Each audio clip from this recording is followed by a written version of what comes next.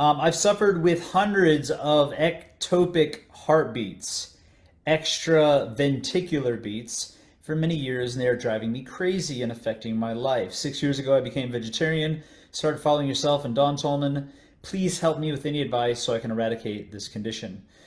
So this thing of ectopic heartbeats can come on from toxins or chemicals in the environment. It can happen from stimulants, like if you're drinking caffeinated tea or coffee, or anything with heavy metals. A lot of times, certain kinds of heavy metal toxins can cause irregular heartbeat, can cause little ticks and different things within the nervous system as well. So there'd have to be a period of time where you go completely without those things and go into a situation where you're healing. Sounds like you're already eating vegetarian. Hopefully it's healthy vegetarian. I would imagine so. And one thing we need to be aware of is that our heartbeat is in alignment with our breath. So if you're kind of like an anxious person, that's going to be a major contributing factor, because anxious people tend to hold their breath or breathe in more than breathing out, when we should really be breathing out more than breathing in. And what I mean by that is if you did like a 3 or 4 second in breath and like a 6 to 8 second out breath,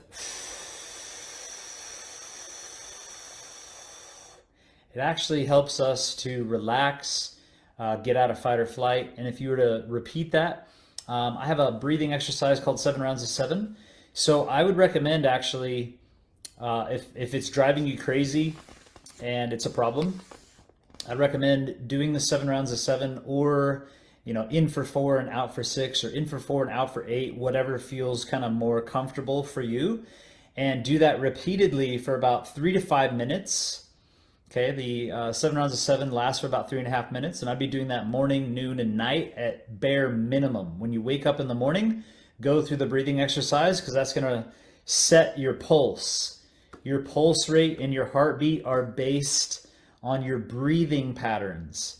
So cutting out any toxins that could be causing the problem, bringing breathing exercises into your life so that it calms your nervous system, takes you out of fight or flight, and also regulates your heartbeat.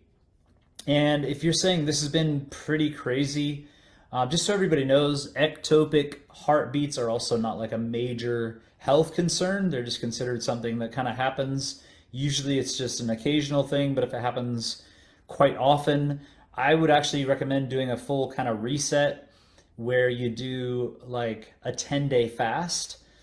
And I don't know a whole lot about you, so if you're deficient, that could be a problem. If you're like really emaciated, skinny, that could be a problem. But I do recommend, in general, like doing a bit of a colon cleanse and maybe a 10 to 20 day fast. And it could be like 20 days juices, or 10 days water, 10 days juice. So I'd really need to know more about you and maybe even see a blood test, and I could give you better health advice as far as what kind of fast or how long to fast for. We have amazing coaches that you could reach out to, and that's kind of their expertise, is looking at your bloods, asking the right questions, and being able to find out kind of like what kind of fast is going to be best for you. And it's something where you could go to one of the hubs and actually fully be supported through maybe 1 or 2 weeks, and that would be profound.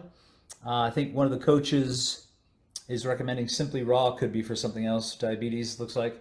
But yeah, so breath work and 7 rounds of 7, removing caffeine and certain things for a period of time, maybe 30 to 60 days, like removing caffeine, removing anything that could have artificial colors, sweeteners, that sort of thing.